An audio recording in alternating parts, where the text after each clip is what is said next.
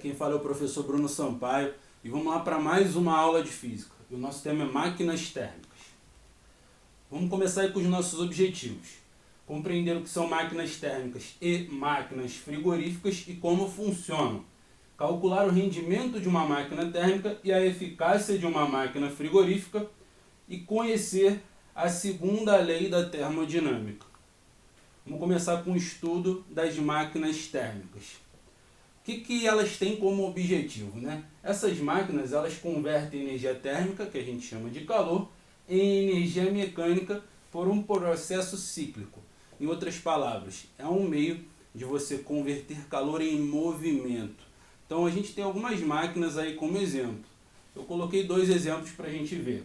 O trem a vapor, ele utiliza essa fonte térmica para gerar movimento. E o motor de um automóvel também, ele utiliza a queima dos combustíveis para poder gerar movimento no veículo. Agora, como isso acontece, né? Como é que a gente explica isso, né?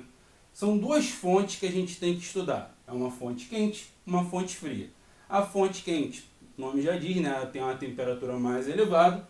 Você tem uma fonte fria com uma temperatura mais baixa e entre elas existe a máquina térmica. A ideia é, de maneira espontânea, o calor ele é passado do objeto mais quente para o objeto mais frio. Então o calor ele vai transitar e vai passar por essa máquina. Quando ele passar por essa máquina, ele vai gerar algum movimento em alguma coisa, ou seja, ele vai realizar um trabalho. Então a gente tem o calor saindo da fonte quente, passando pela máquina. Parte dessa energia em forma de calor vira trabalho, que é o que se tem como objetivo. Só que nem tudo vai virar trabalho, uma parte é despejado para o ambiente, ou seja, ela vai para o que a gente chama de fonte fria. Então a gente sempre tem essa transição. Chegou o calor da fonte quente na máquina, uma parte vai virar trabalho realizado por ela e outra parte vai ser despejado para a fonte fria. Essa quantidade de calor que vem da fonte quente, ela é dividida pelos dois caminhos, mas ela não é perdida para mais ninguém. Então uma parte dela virou trabalho, outra parte foi a quantidade de calor para a fonte fria, de maneira que se eu somo essas partes, dá o total, que é o que veio da fonte quente. Então é a relação entre eles. Por exemplo, se eu quiser calcular o trabalho, tendo como informações a quantidade de calor fornecida pela fonte quente e recebida pela fria, eu posso jogar nessa equação ou até mesmo eu posso isolar o trabalho. Basta pegar esse fator que está positivo, passar para o outro lado negativo, sem problema nenhum. Rendimento da máquina, que a gente representa por essa letra nabla, né, que parece um N, mas tem a segunda perninha um pouquinho mais comprida. O rendimento está associado ao que se deseja realizar, dividido pelo total que é fornecido para isso. Então o objetivo da máquina térmica é realizar um trabalho. Só que nem tudo que ela gera de energia vira trabalho. O total de energia gerado é a quantidade de calor que foi fornecida pela fonte quente. Então é o seu desejado dividido pelo total que foi gerado. Trabalho dividido pela quantidade de calor que veio da fonte quente. Uma outra maneira da gente representar esse rendimento é partindo do calor tanto da fonte quente quanto do calor da fonte fria, é fazer uma adaptação. Só lembrar que o trabalho ele pode ser medido como a quantidade de calor da fonte quente menos o da fonte fria, como eu disse anteriormente. E se eu substituo isso na equação de cima, eu fico que o rendimento é igual a quantidade de calor da fonte quente menos o da fonte fria, dividido pela quantidade de calor da fonte quente. E eu tenho como simplificar uma parte dele, né? Quando eu tenho uma subtração que está sendo dividido por um valor, eu tenho que dividir um valor de cada vez por esse denominador. O da frente eu tenho como simplificar, pois quando eu divido dois valores iguais, sempre dá 1. O de trás eu precisaria de mais informações, então eu não tenho como simplificar. Se eu simplifico só o da frente, ele sai do denominador. Então eu tenho que o rendimento ele também pode ser medido como 1 menos a quantidade de calor da fonte fria dividido pela quantidade de calor da fonte quente. Então tem duas maneiras de medir esse rendimento. Uma relacionada ao trabalho que foi realizado e a outra está também relacionada à quantidade de calor da fonte fria. máquinas frigoríficas. Essa é um pouquinho diferente, porque o objetivo dela é deixar um ambiente que está frio mais frio ainda. Então, o que a gente acaba fazendo? A gente também tem duas fontes, uma quente e uma fria, e tem a máquina no meio do caminho. Só que o objetivo aqui é pegar a fonte que está fria e fazer a temperatura dela diminuir mais ainda. Isso não é um processo espontâneo, pois o calor espontaneamente ele vem da fonte quente para a fonte fria. Então aqui a gente tem que fazer a máquina forçar a passagem do calor da fonte fria para a quente.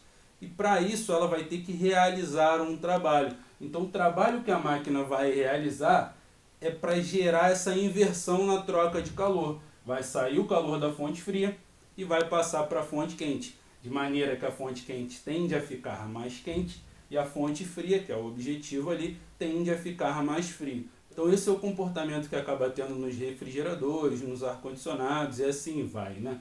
Você usa um compressor para realizar um trabalho fazendo com que o calor da fonte fria seja retirado e seja jogado para a fonte quente. A gente força essa inversão no sentido da troca de calor. Então não é espontâneo, é uma troca forçada. Mas essas relações de energia elas são muito parecidas do que a gente falou também nas máquinas térmicas, né? A quantidade de calor que vai chegar na fonte quente agora é a soma do trabalho que a máquina realizou com a quantidade de calor perdido pela fonte fria. Então, chega o calor da fonte fria, chega o trabalho e sai o calor da fonte quente. Então, a relação é igual. Eficácia da máquina, que a gente representa pela letra Epsilon. Ela pode ser medida como a razão entre a quantidade de calor que foi perdida pela fonte fria e o trabalho que foi realizado para que isso acontecesse. Essa relação, diferente do rendimento, ela pode ser maior do que 1 também. O rendimento da máquina térmica, o limite de valor que a gente pode chegar é 1, que a gente chama de 100%. Não existe máquina térmica com rendimento maior do que 100%. Mas a eficácia ela pode ser menor que 1, pode ser igual a 1 e pode ser maior que 1, sem problema nenhum. Além disso, eu posso calcular essa eficácia substituindo o trabalho pela equação que envolve as quantidades de calor da fonte quente e da fonte fria. Então a eficácia ela também pode ser medida como quantidade de calor da fonte fria dividido por quantidade de calor da fonte quente menos a da fonte fria. Segunda lei da termodinâmica. Vamos trabalhar com dois enunciados. O primeiro enunciado foi de Kelvin e Planck. É impossível construir uma máquina que, operando em transformações cíclicas, tenha como único efeito transformar completamente em trabalho a energia térmica recebida de uma fonte quente única. O que isso daí está acabando de dizer para a gente? A relação do trabalho que a gente observou depende da quantidade de calor da fonte quente e depende do que vai para a fonte fria. O que sobra é o trabalho. O que ele está falando é que não tem como você ter um trabalho igual à quantidade de calor que a fonte quente forneceu. Vamos verificar o porquê, né? Para eles serem iguais, implica que a quantidade de calor da fonte fria tinha que ser 0. Agora observa a questão do rendimento da máquina numa situação dessa. Se eu tenho a razão entre dois valores que são iguais, esse resultado sempre dá 1. Falando em porcentagem, 1 a gente fala que é 100%.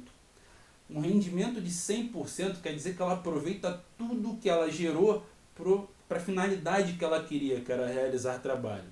Não tem como. Não existe máquina térmica perfeita. Toda máquina tem perda.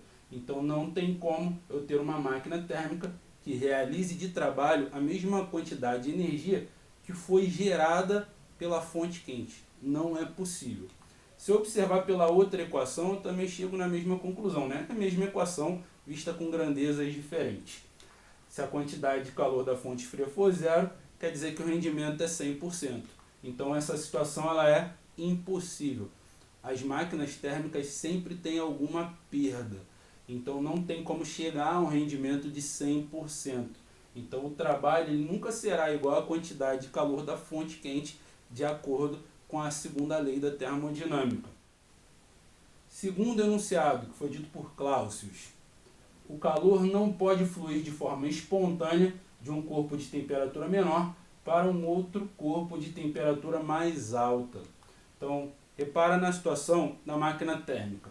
A gente utiliza esse conceito para gerar trabalho. De maneira espontânea, o calor trocado entre corpos de temperaturas diferentes vai do corpo mais quente para o corpo mais frio, né? Da fonte quente para a fonte fria. E quando passa pela máquina, realiza um trabalho. Mas quando a gente fala da máquina frigorífica, ela tem que forçar o contrário e passar o calor da fonte fria para a fonte quente viola a segunda lei da termodinâmica. Para isso acontecer, não pode ser de maneira espontânea. Tem que ser realizado um trabalho por um compressor para forçar essa passagem. Então as máquinas térmicas e frigoríficas, elas estão embasadas na segunda lei da termodinâmica. Então, galera, espero que vocês tenham gostado do vídeo, espero que tenha ajudado e me dá aquela ajuda também. Se puder, dá uma curtida aí, compartilha, se inscreve no canal que vai me ajudar, valeu? Bons estudos!